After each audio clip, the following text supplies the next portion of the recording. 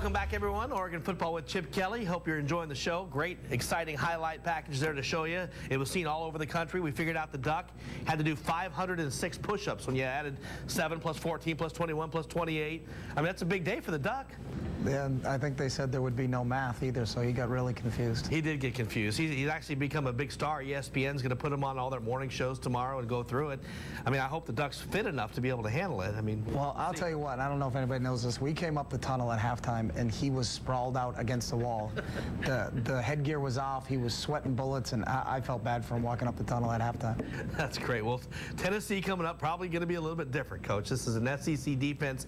They've had a tough time from a personnel standpoint. Some guys have gotten hurt. They graduated some guys. Justin Wilcox, the defensive coordinator, who did such a wonderful job at Boise State, and going down there in front of 108,000 people, a giant test for your football team. It is, you know, and for us to represent our league and to go play a game like this, you know, our players can't wait to play. You know, it's going to take everybody we got. You know, it certainly won't be like this last game. You know, it's going to be a battle.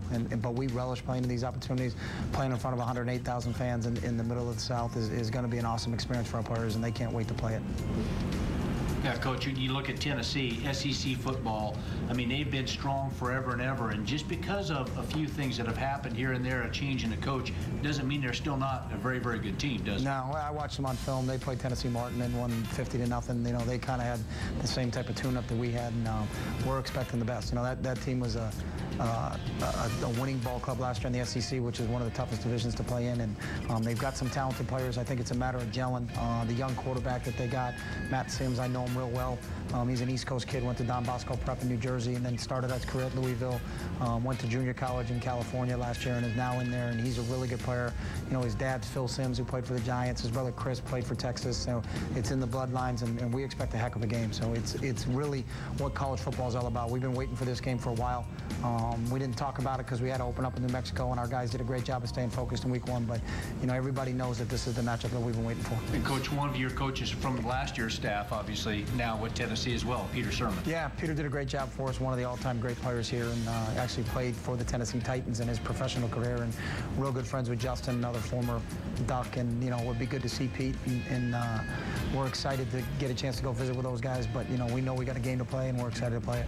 Coach, from a quarterbacking standpoint, I know you get caught between, you know, your head by 59 points at halftime, and also you've got a young quarterback, a redshirt sophomore quarterback, who has to get ready for that big game at Tennessee. Would you have liked to got him a little more game action? Was that a discussion about getting him ready for that Tennessee game to maybe play a little bit more, or was it you were good with a quarter and a half? No, we just, however the game unfolds, and there's not we didn't sit there and say, hey, we need to get him some more reps, because, you know, I've been there before and he plays 2 more snaps and gets hurt.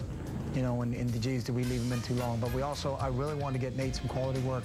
Nate got in there, you know, with 8 minutes to go in the second quarter, but still had the 1-0 line. We took Kenyon out, but he had Remine with him. He had the receivers with him, and we need to get Nate ready too. So, you know, you got to be able to have both guys prepared to play. Well, it'll be an exciting week of preparation, I know, for you, Coach. You've talked a lot about it. Win the day. Your team practices hard. They practice fast, and they finish, and that's really what it's all about, isn't it? It is, and that's the one thing you can't lose sight of, is that our players know, you know, our success this past Saturday was because of how hard we prepared for New Mexico, and that's what we have to do again. You know, we got a little bit more formidable opponent in Tennessee, but it doesn't change our approach and how we'll practice. And last year, Coach, early in the season, and it looks like it's carrying forward this year with your defense. Your defense carried you early in the season last year. This year, with the offense gelling a lot quicker, your defense is still going to be leaned on big time in this game, aren't they? It is. Defense wins championships. We went 8-1 in the league last year, and we're the Pac-10 champs, and it was because of our defense. And they've picked up right where they left off last year. You know, to come out in that opening game and play the way they played, I'm excited. We've got some young players, Wade Killakipe, who got his first playing time yesterday, Taylor Hart, Ricky Hamuli, some guys on the defensive line that really came to play, and it excites us because we have a lot of depth over there, and we're going to need them. You know, going down to play at Tennessee, it's supposed to be hot. We're playing in the South.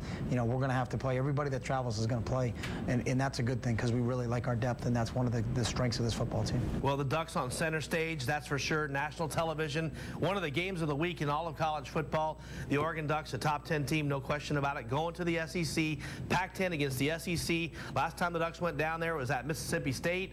A big lightning storm, and it was hot. Big early lead. Mississippi State came back, but you go down there, it's a little different deal surrounding the game. It's going to be a great atmosphere there, Coach, and I'm sure it'll be fun for your guys. It is, and we talked about it since I've been here, you know, going to Michigan and playing at Michigan. We traveled to Purdue. You know, we love playing these type of games. I think they will pay off for you in the long run when you get back into league play because of the experiences you have. But, you know, you can't manufacture playing in that type of environment. And if you're a fan of college football or you're a fan of competition, then this is what it's all about, and our guys can't wait to play. Well, Coach, sure thank you for your time today. I know you're starting your preparations for Tennessee, and next week we'll be right back here recapping that. Hopefully a great win for the Oregon Ducks and a big one on the road against the Tennessee Volunteers. Neyland Stadium, 108,000 people ready to welcome the Ducks into Knoxville. So until then, I want to thank the coach, also Mike Jorgensen. I'm Joe Johnsate. Thanks so much for joining us, everyone, and we'll see you next time on Oregon Football with Chip Kelly.